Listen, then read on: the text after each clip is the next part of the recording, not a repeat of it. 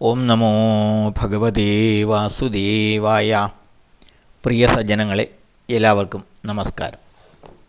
സത്സംഗവേദിയിൽ നമ്മൾ ശ്രീമദ് ഭഗവത്ഗീതയിലെ 18-ാം അധ്യായമായ മോക്ഷസന്യാസ യോഗത്തിലെ 35 ശ്ലോകങ്ങളാണ് പൂർത്തിയാക്കിയത്. ഇന്ന് നമുക്ക് 36, 37 ശ്ലോകങ്ങൾ നോക്കാം. സുഖം ത്വിദാനീം ത്രിവിധം ശൃണു മേ ഭരതർഷഭ. അഭ്യാസാദ്രമതേ യത്ര ദുഃഖാന്തം ച നിഗച്ഛതി. യത്തദഗ്രേ വിഷമിവ പരിണാമേ അമൃതോപമം. തൽസുഖം സാത്വികം പ്രോക്തം ആത്മബുദ്ധിപ്രസാദചം.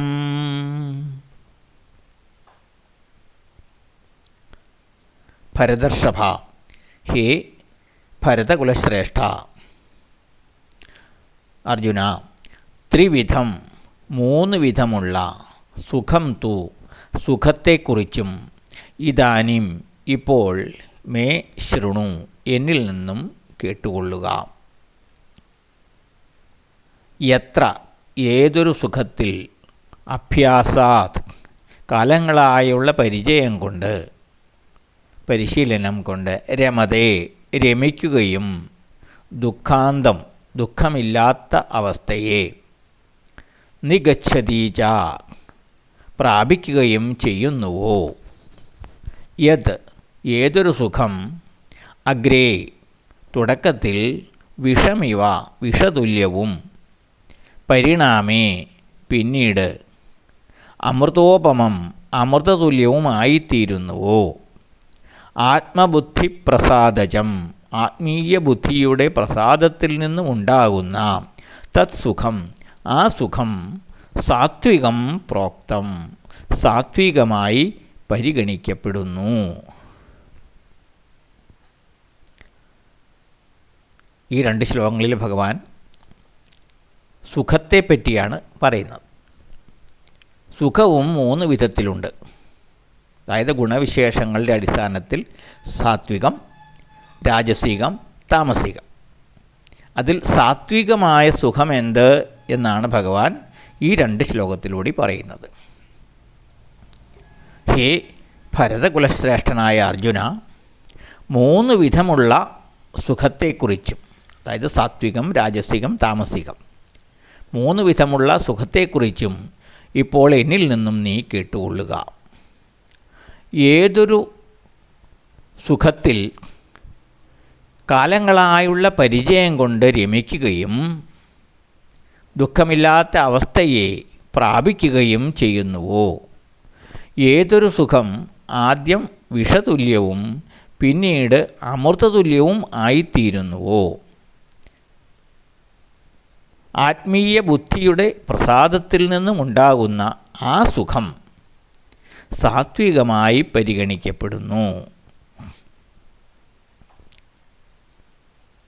ഇതാണ് ഭഗവാൻ പറയുന്നത്. ഹേ ഭരതകുലശ്രേഷ്ഠനായ അർജുന, ത്രിഗുണഭേദങ്ങൾ കൊണ്ട് സുഖവും 3 വിധത്തിലുണ്ട്. അവയെക്കുറിച്ച് ഇനി എന്നിൽ നിന്നും നീ കേട്ടുകൊള്ളുക. നിരന്തരമായ യോഗപരിശീലനം കൊണ്ട് യാതൊരു സുഖത്തിൽ മനുഷ്യൻ രമിക്കുകയും അങ്ങനെ ശാശ്വതമായ ദുഃഖമില്ലാത്ത അവസ്ഥയെ പ്രാപിക്കുകയും ചെയ്യുന്നുവോ. ഏതൊരു സുഖം ആദ്യം അത്യന്തം വിഷതുല്യവും ക്ലേശകരവും പിന്നീട് അമൃതതുല്യവുമായി തീരുന്നുവോ. ആത്മീയ ബുദ്ധിയുടെ പ്രസാദത്തിൽ നിന്നുമുണ്ടാകുന്ന ആ സുഖം സാത്വികം എന്ന് പറയപ്പെടുന്നു. ബദ്ധനായ ജീവാത്മാവ് ജന്മജന്മാന്തരങ്ങളായി ശാശ്വതമായ സുഖത്തിനായി ഇച്ഛിക്കുന്നു. സദാ സുഖത്തിൽ ജീവിക്കുക എന്നതാണ് ജീവിത ലക്ഷ്യം. ഒരു ജീവാത്മാവിൻ്റെ ഇച്ഛ, ലക്ഷ്യം അതാണ്, സദാ സുഖത്തിൽ ജീവിക്കുക. എന്നാൽ എന്താണ് സുഖം? ദുഃഖമില്ലാത്ത അവസ്ഥ, ശാന്തി, ശാശ്വതമായ ഈ സുഖത്തെ നൽകുന്നത് എന്താണ്? ഭൗതിക സുഖ സൗകര്യങ്ങളാണോ, വസ്തുക്കളാണോ? അല്ല.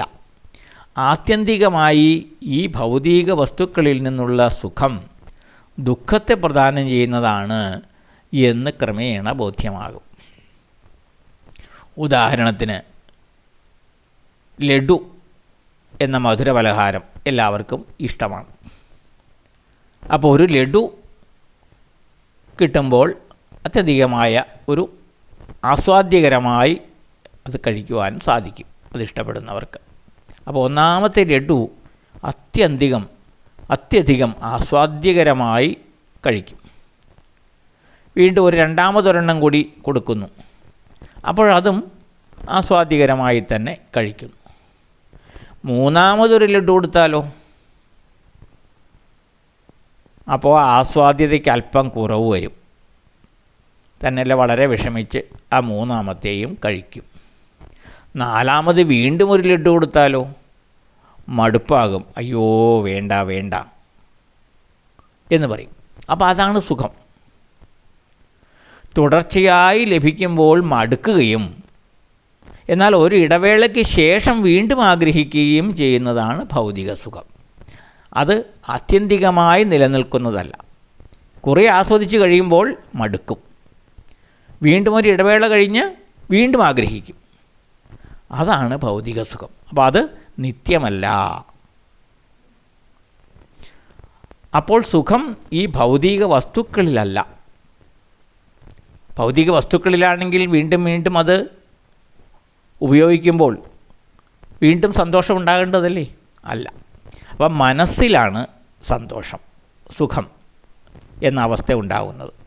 നമ്മുടെ ചിന്തയിലാണ് ഈ സുഖം ഉണ്ടാകുന്നത്.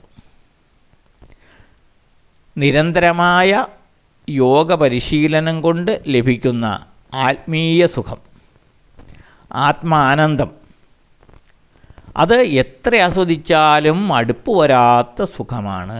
അതാണ് ആത്യന്തികമായ സുഖം. അത് എത്ര ആസ്വദിച്ചാലും മതിവരവില്ല ഈ ആത്മാനന്ദത്തിന്, ആത്മീയ സുഖത്തിന്. ആ ആനന്ദമാണ് ഋഷികൾ അനുഭവിച്ചു കൊണ്ടിരുന്ന സുഖം.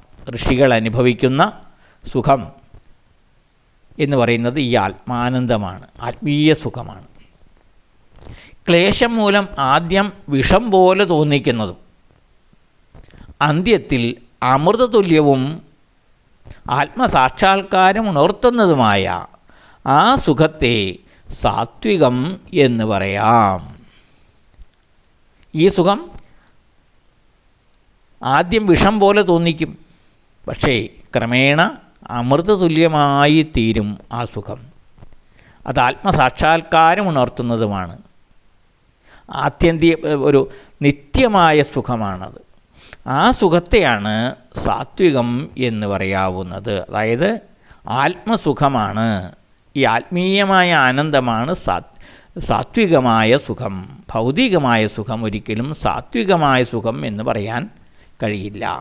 നിരന്തരമായ യോഗ സാധന കൊണ്ട് ലഭിക്കുന്നതാണ് ഈ ആത്മീയ സുഖം. ഇന്ദ്രിയ മനോനിയന്ത്രണങ്ങളിൽ ഉള്ള ക്ലേശമൂലം അത് തുടക്കത്തിൽ വിഷതുല്യമായി അഥവാ ക്ലേശകരമായി തോന്നാം. എന്നാൽ ഈ നിയന്ത്രണം സാധിച്ചു കഴിഞ്ഞാൽ, ഈ ആത്മനിയന്ത്രണം സാധിച്ചു കഴിഞ്ഞാൽ അത് അമൃത് പോലെ അത്യന്തം ആസ്വാദ്യകരമാണ്. ആത്മീയമായി ലഭിക്കുന്ന ആ സുഖം ദുഃഖസ്പർശമില്ലാത്തതും നിത്യവുമാണ്. അതിനാൽ തന്നെ ആ സുഖത്തെ സാത്വികമായ സുഖം എന്ന് വിളിക്കാം. ഇതാണ് ഭഗവാൻ ഈ 2 ശ്ലോകങ്ങളിലൂടെ പറയുന്നത്. സാത്വികമായ നിത്യമായ സുഖമേത്? അടുത്ത ശ്ലോകം നമുക്ക് അടുത്ത ദിവസം നോക്കാം. എല്ലാവർക്കും നന്ദി, നമസ്കാരം. ഓം നമോ ഭഗവതേ വാസുദേവായ.